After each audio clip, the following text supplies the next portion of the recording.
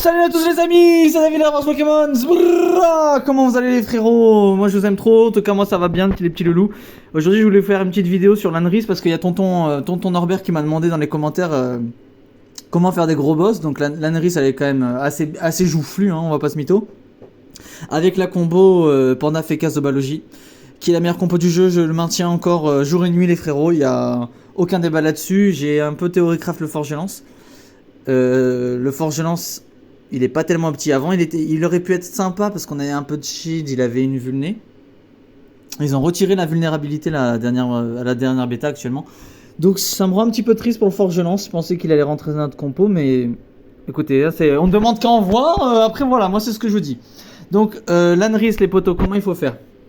Il faut savoir que l'Anris, elle a son sort là. Son sort le plus dangereux, c'est celui qui va vous transformer en ghoul.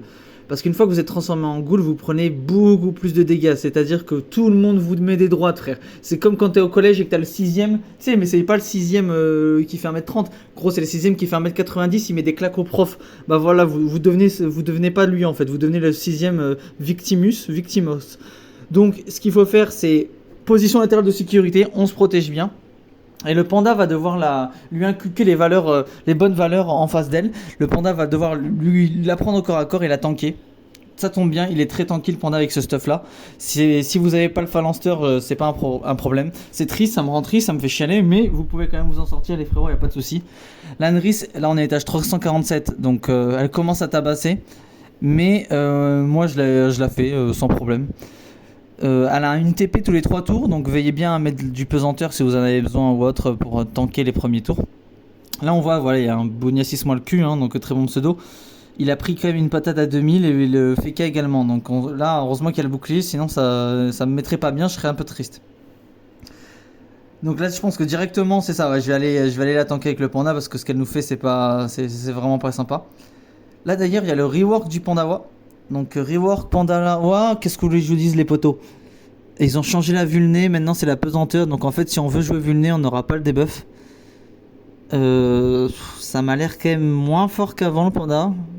Après c'est de l'ordre du détail, hein. Avant on pouvait mettre 2 vulné à 10%, maintenant on peut en mettre une à 15 mais qu'à 3 de PO. Donc dites-moi ce que vous en pensez dans les commentaires sur panda. Moi je pense quand même que ça reste toujours la meilleure classe. On espère en tout cas qu'ils vont essayer de le rebuff ce petit panda parce qu'il était vraiment sympa avant tout de leur nerf là. Ils ont fait 2000 heures de travail sur le panda, ils ont passé des journées à le reroll et pour un résultat qui est ma foi très insatisfaisant parce que ça c'est moi qui le dis, parce que ça c'est qui le dit, c'est moi qui le dis. Les frères. Donc vous voyez j'ai déglingué tout le monde. Je me suis bien protégé, il faut se protéger. Avant on ne pouvait pas Ataraxie il me semble contre l'Anris parce que sinon elle vous mettait pas en état ghoul.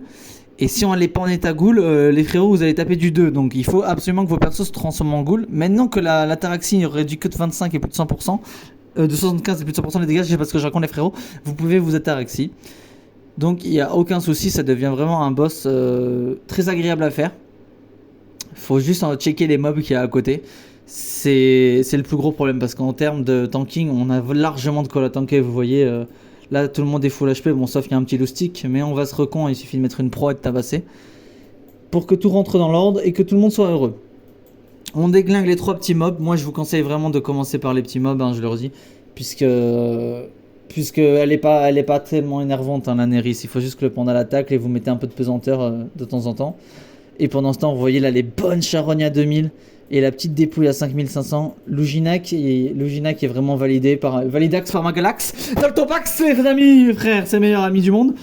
Ouais, je voulais vous dire, j'ai un petit peu stop les vidéos songes, pourquoi? Parce que je suis un peu triste sur Dofus en ce moment. Ça m'émeut moins qu'avant ce jeu.